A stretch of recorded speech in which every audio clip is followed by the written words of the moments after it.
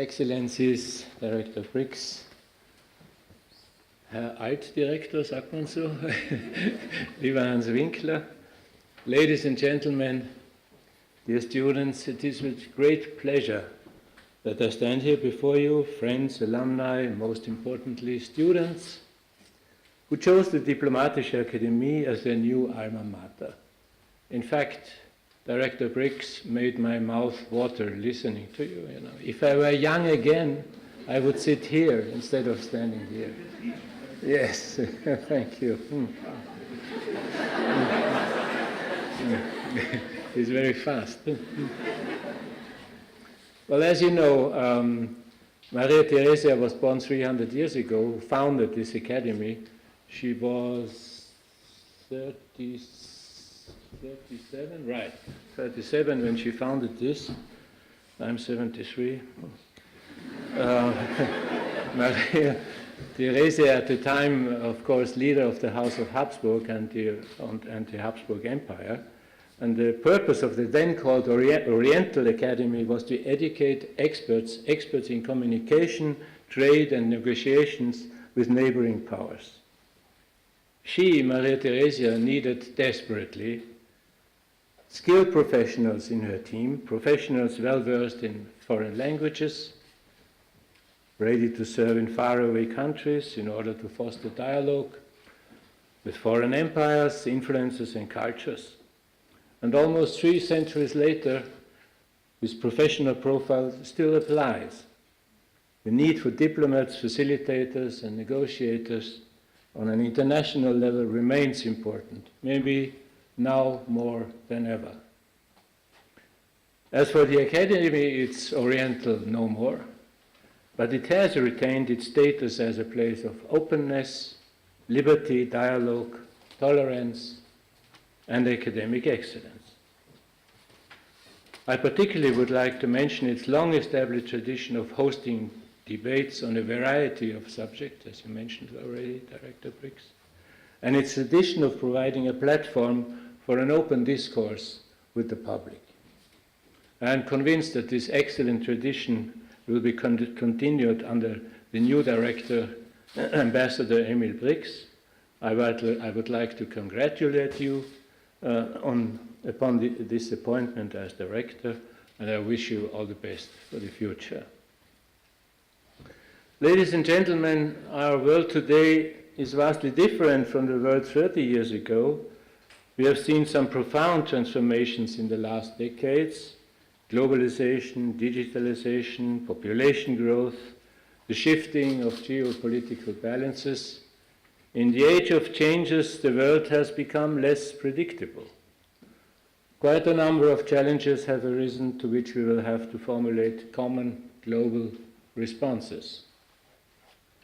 The devastating effects of climate change, ongoing armed conflicts in the very neighborhood of the European Union, terrorist attacks, the rise of religious extremism, migratory movements on an almost unprecedented scale. Nobody can seriously believe, I think, that any of those challenges can be tackled unilaterally by one country alone. It can only be done by a global effort. It can only be done by a group of countries acting together. I am convinced that it will be up to the European Union to carry the torch and press ahead. It will be up to the Union to contribute to finding solutions to those challenges I have mentioned. That is certainly true when it comes to our fight against climate change. Europe's dedication to the Paris Agreement remains strong. Well, I won't mention the position of the present American administration in this respect. All the more European engagement is necessary. And I'm really confident that Europe will be at the forefront of a real and true revolution in clean and sustainable energy. A year or two ago, the Union was written off by many. It was plagued by the Brexit referendum, inactive when it came to some of our biggest challenges, such as migration. And it's been bogged down in internal conflicts between North and South, East and West, Euro members and non-Euro members. And I do not want to deny that some of these rifts exist, still exist, but they have been vastly exaggerated. Instead, what we witness today is a renewed commitment to Europe and the European Union. During my visits, all of Austria's neighbors unanimously emphasized that they want to play an active role in the future of the European Union. This fills me with confidence, and I believe that there is a sort of reawakening taking place in Europe right now. To the foreign students not coming from European Union countries, I mentioned this in the sense, take us seriously, please. Take, for example, the recent speeches of the President of the European Commission, Jean-Claude Juncker, or of the President of the French Republic, Emmanuel Macron. Both acknowledge that changes, and some quite fundamental changes, are needed, but they acknowledge as well that there is no alternative to our common European future. In his speech, President Macron indicated that France was willing to give up some of its long-established rights and privileges. I think he's right to suggest that if we want Europe to succeed, we have to be bold.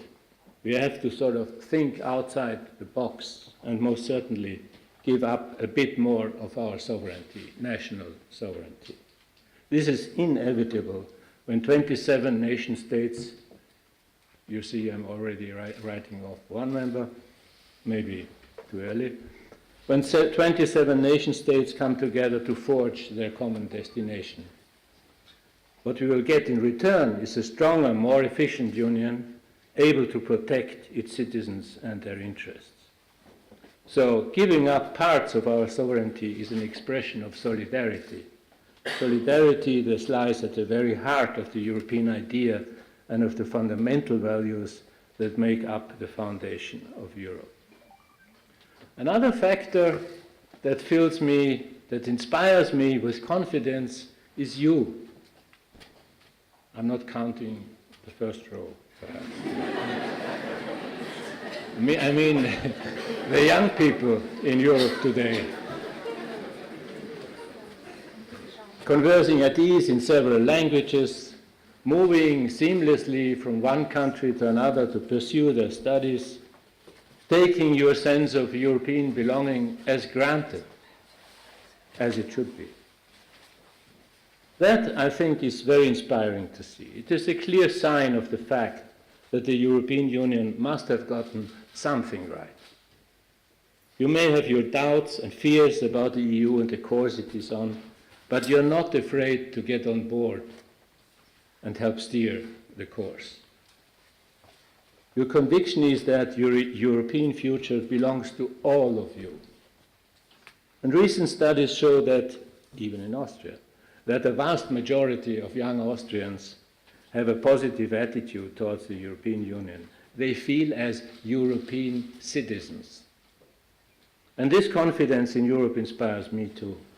I'm convinced that the European project will continue to be a success, and we will do all we can so that it remains that way. Finally, I'd like to end on a sort of personal note. You're about to start the last 1 or 2 years of your education before embarking on your future careers. In 20 or 30 years' time, you will look back. You will look back at your time in Vienna at the Diplomatic Academy, and when you look back, you will probably not remember what grade you achieved on a certain paper or presentation. What will stay with you, however, are the friendships that were formed here, the enriching encounters, some inspiring ideas, the heated discussions, and the parties you celebrated here. I'm told that the parties upstairs are quite legendary.